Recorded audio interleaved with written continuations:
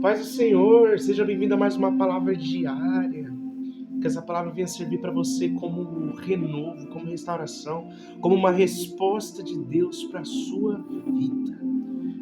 Atos dos Apóstolos, capítulo de número 16, versículo 25. Abra sua Bíblia aí comigo, vamos ler do texto sagrado do Senhor, Atos dos Apóstolos, capítulo 16, verso 25.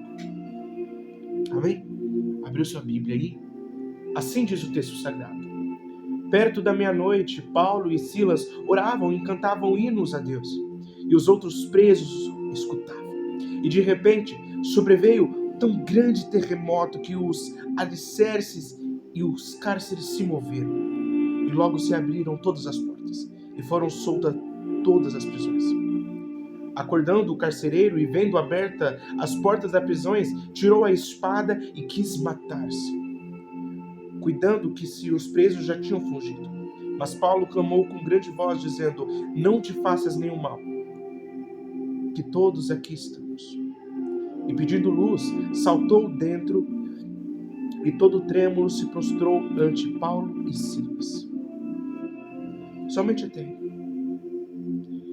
Paulo e Silas, eles se encontravam numa prisão. Naquela época, as prisões, elas tinham correntes. Não é como as prisões de hoje, que você fica, vamos dizer assim, liberto, entre aspas, né?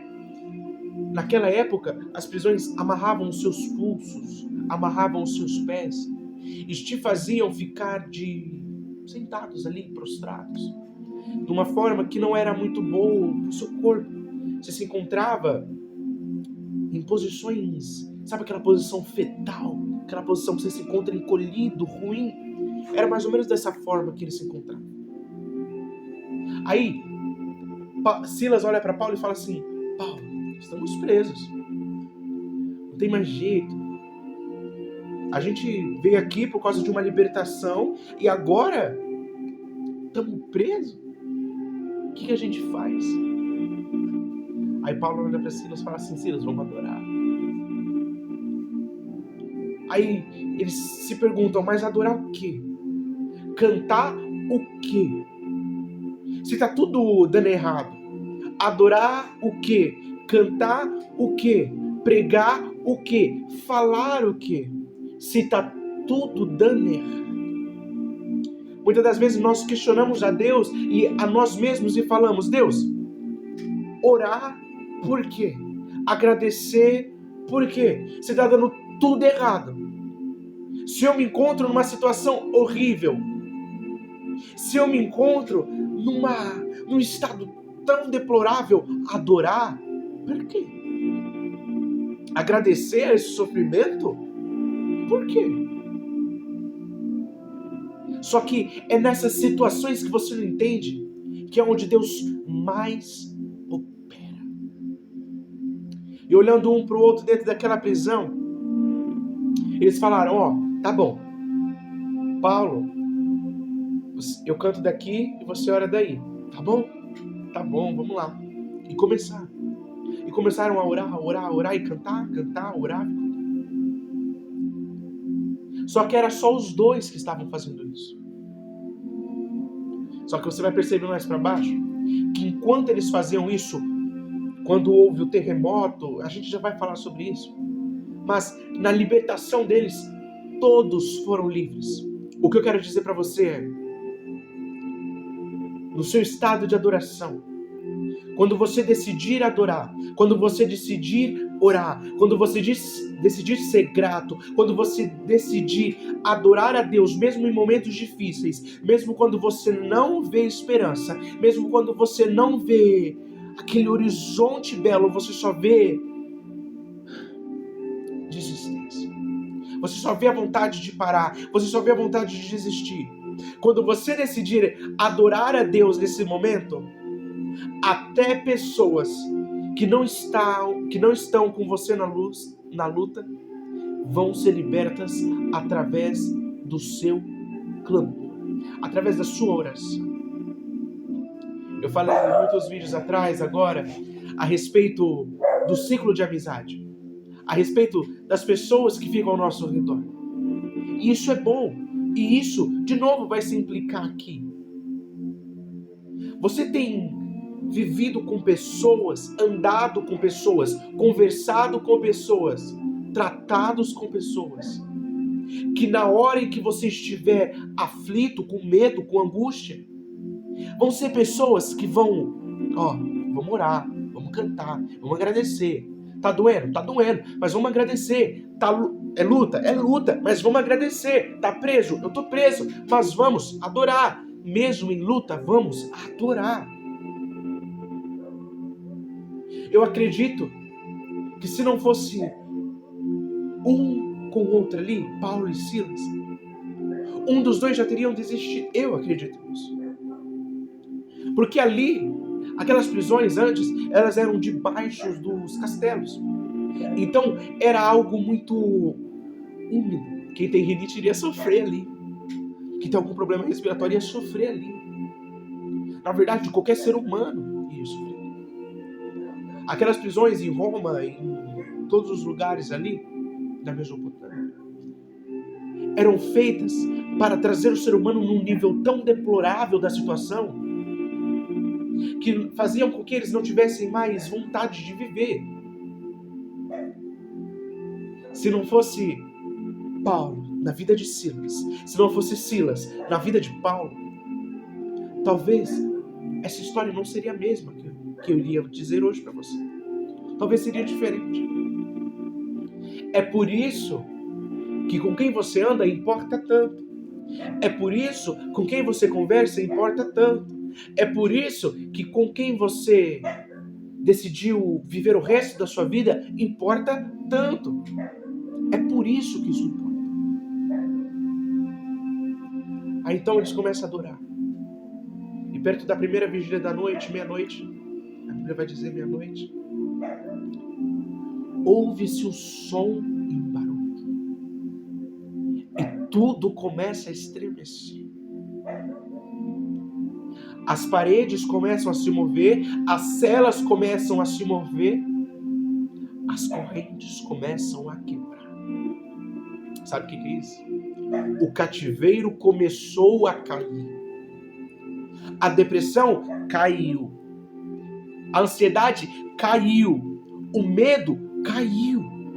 No momento em que a adoração estava sendo feita, Deus recebeu lá no céu, depositou a sua glória sobre a terra, a sua graça sobre a terra, e as correntes caíram.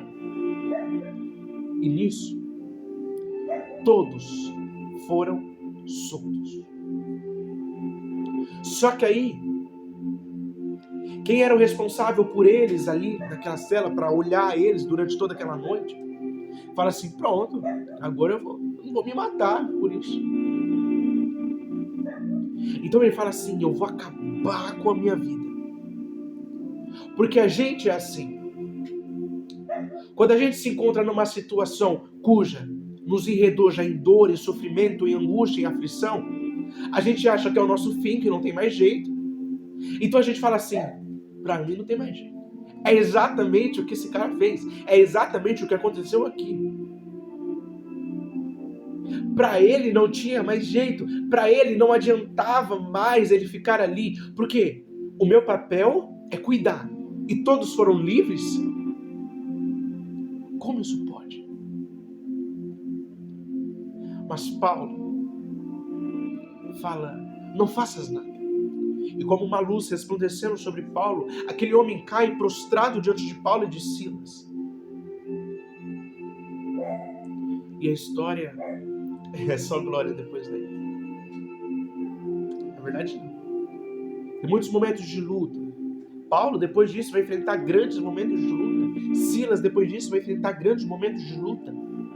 Mas provaram e viram que Deus cuida de você até no seu cativeiro.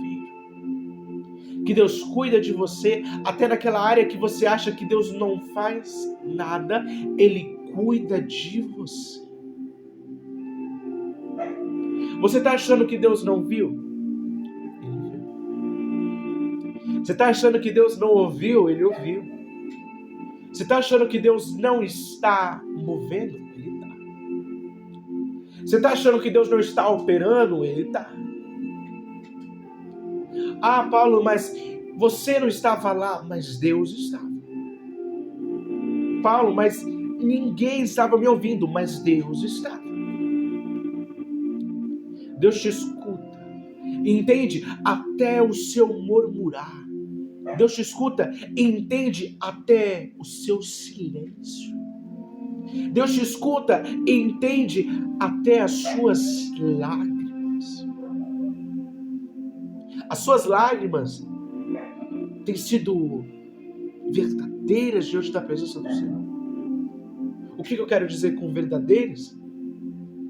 Você tem chorado com o propósito de: Senhor, eu reconheço que eu sou falho, que eu me encontro preso, cativo, mas eu quero ser livre. As suas lágrimas têm tido esse poder. As suas lágrimas têm tido essa magnitude. As suas lágrimas têm tido esta oração. Senhor, eu não posso, mas tu podes. Tem uma frase que fala: Deus ouviu aquilo que você não ouviu. Deus viu aquilo que você não viu. Deus estava onde você não estava. Nem sempre os momentos vão ser de alegria. Nem sempre os momentos vão ser de vitória. Uhul, ganhei. Não. Vai existir momentos cuja a vontade é parar. Eu conheço uma pessoa, e quando eu comecei esse canal aqui, eu conversando muito com ela, e ela falou assim: Paulo, mas como que você tem vontade, né? Como que você faz isso? Eu falei: cara, vou ser bem sincero pra você, tem dias que a vontade não é fazer nada. Tem dias que a vontade é de parar. Tem dias que a vontade é de não fazer mais nada. E muitas das vezes, a gente acaba cedendo a essa vontade e para. E fica um dia sem gravar. Por quê? Porque na nossa cabeça, o resultado tem que vir rápido. Só que o que a gente não entende é: tudo demanda um tempo. Você acha que Paulo e Silas orou em 1 minuto e Deus veio? Não. Eles começaram a orar e cantava. E persistiram na presença até que o Senhor veio. Atos dos Apóstolos, capítulo 2. A descida do Espírito Santo no dia de Pentecostes. O Senhor Jesus vai dizer para os apóstolos: ficai em Jerusalém até que do alto sejam revestidos de poder. E depois que sejam revestidos de poder, servir testemunhas para a Judéia, Samaria e até os confins da terra. É o que a Bíblia diz. Só que a Bíblia não diz quanto tempo eles ficaram orando. A Bíblia não diz quanto tempo eles ficaram buscando. A Bíblia não diz quanto tempo eles ficaram orando. E naquele tempo, antes da descida do Espírito Santo, não era esse culto como vemos hoje. Não era esse culto cheio da presença de Deus, onde irmãos bradavam em línguas ali, existia profetas ali, ministros aqui, cantores aqui. Não. Não é. Eles podiam até cantar. Podiam. Mas não com aquele fervor que a gente conhece, sabe? A gente tem o costume de falar assim: nossa, quando eu chegar no céu, eu quero falar com Elias. Como foi ser um dos maiores profetas da Bíblia? Eu tenho certeza que Elias vai chegar para você e falar assim: eu vou te responder essa pergunta, mas como foi ter o Espírito Santo dentro de você?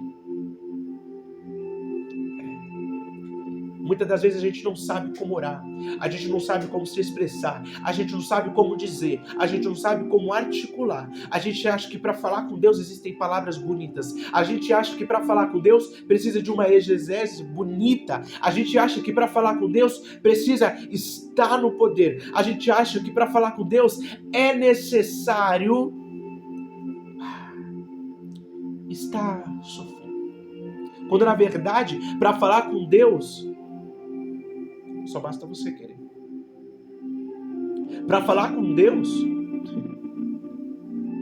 só basta você abrir a boca. Na verdade, se está doendo, não consegue abrir a boca para falar, ore em pensamento. Não consegue, porque a sua mente está tão cauterizada ou tão ruim, a ponto de você não conseguir processar nenhuma frase. Fala para o Espírito Santo: Senhor, eu não sei como orar, mas Tu sabes. Intercede por mim. O papel do Espírito Santo, além de trazer dons para nós, ou consolo para nós, ele é um intermédio de nós para com Deus. As nossas orações seriam atendidas para Deus. Porque a Bíblia vai dizer, o próprio Jesus vai dizer, não sabemos como orar. Não sabemos como dizer. Se Deus fosse escutar as nossas orações da forma com que foram ditas, eu tenho certeza que muitas das minhas orações Deus não escutaria. Porque a gente tem um modo de falar, a gente tem um modo de se expressar, só que muitas das vezes esse modo está errado. O Senhor Jesus vai dizer, pedistes, mas pedistes mal. Você pediu com a intenção boa, você pediu legal, a sua oração foi linda. É por isso que eu falo, não adianta aquelas orações lindas, aqueles momentos lindos em que você acha que o Espírito Santo está agindo numa pessoa só porque a pessoa está falando palavras bonitas, quando na verdade a motivação dela não é adorar a Deus, a motivação dela é só dizer palavras bonitas para encantar as pessoas. Jesus vai dizer, não recebestes porque pedistes mal. E o que é isso? As suas lágrimas, a sua oração para te livrar do cativeiro, não tem sido honesta. Ah, Paulo, mas você não me conhece, eu não te conheço, mas Deus te conhece e Deus fala comigo agora. Coloque as suas lágrimas mais sinceras diante da presença de Deus e tu verás o que Deus fará sobre a sua vida, diz o Senhor. Faça a sua oração mais sincera e você verá um mover na sua vida. Paulo, mas está uma loucura. Você lembra de Ezequiel? Quando houve uma bagunça e o reboliço? Parecia bagunça, o hino vai dizer isso, parecia desordem, mas na verdade era Deus colocando as coisas no seu devido lugar. Aqui com Paulo e Silas foi a mesma coisa. Parecia uma bagunça, porque o chão estremecia. Acredito eu que eles começaram a gritar. Não Paulo e Silas, eles conheciam a Deus, mas as pessoas começaram a se desesperar, porque aquilo não era normal. O chão começou a estremecer, as paredes começaram a se mover. Era uma bagunça, era uma desordem. Mas na verdade, era Deus livrando as pessoas do cativeiro. Coloque as suas orações mais sinceras diante de Deus. E você vai ver as paredes se mover. E você vai ver o chão tremer. Você vai ver o portão da cela cair. Você vai ver as correntes estourando e caindo. Você vai ver. Não adianta nada você gastar 15 minutos, 1 hora, 2 horas, fazer um plantão de oração, se a sua oração não for sincera, se a sua oração não tiver com a motivação certa. Não adianta. Coloque diante de Deus a sua oração mais sincera, as suas lágrimas mais puras. E você vai ver o que Deus vai fazer sobre a sua vida. Essa é a palavra que eu tenho para você hoje. Que o Espírito Santo venha falar com o seu coração. Que o Espírito Santo venha interceder nesta oração que você faz ao Pai. Fique com Deus. Que o Espírito Santo guie você nesse resto de semana. Seja firme, permaneça, porque a sua libertação do cativeiro está próxima. Fique com Deus. Deus abençoe sua vida.